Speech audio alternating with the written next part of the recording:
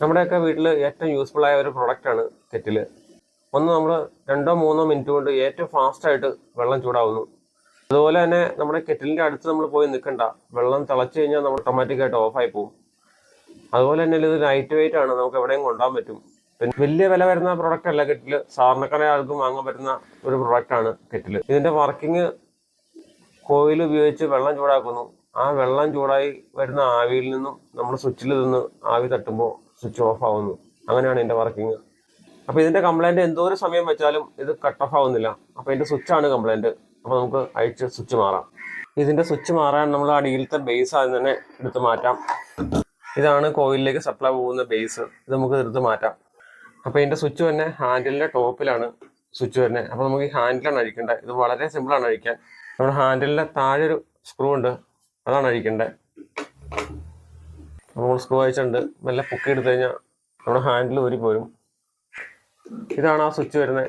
സ്വിച്ചിൻ്റെ താഴെ സ്ക്രൂ ഉണ്ട്, നമുക്ക് ആ സ്ക്രൂ അഴിക്കാം. ഇനി മെല്ലെ പൊക്കിയ സ്വിച്ച് ഊരിപ്പോരും.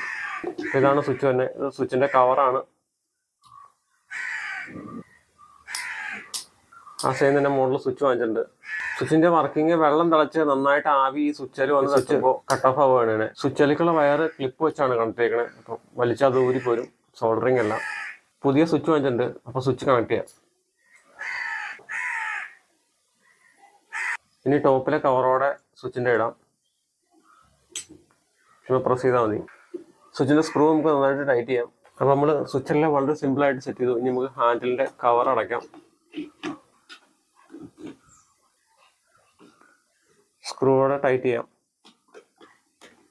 അപ്പോൾ നമ്മുടെ കെറ്റിലിൻ്റെ സ്വിച്ച് വളരെ സിമ്പിളായിട്ട് മാറിയിട്ടുണ്ട്. ഇനി നമുക്ക് കെറ്റിൽ റെഡി ആയെന്ന് ചെക്ക് ചെയ്ത് നോക്കാം.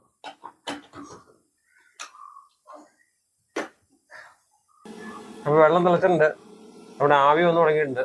ഇനി സ്വിച്ച് കട്ടാവണോ നമുക്ക് നോക്കാം. കട്ടായിട്ടുണ്ട്. അപ്പോൾ കെറ്റിൽ ഓണായി വെള്ളം തിളച്ച് ആവി വന്നപ്പോൾ നമ്മുടെ സ്വിച്ച് കട്ട് ഓഫ് ആയിട്ടുണ്ട്.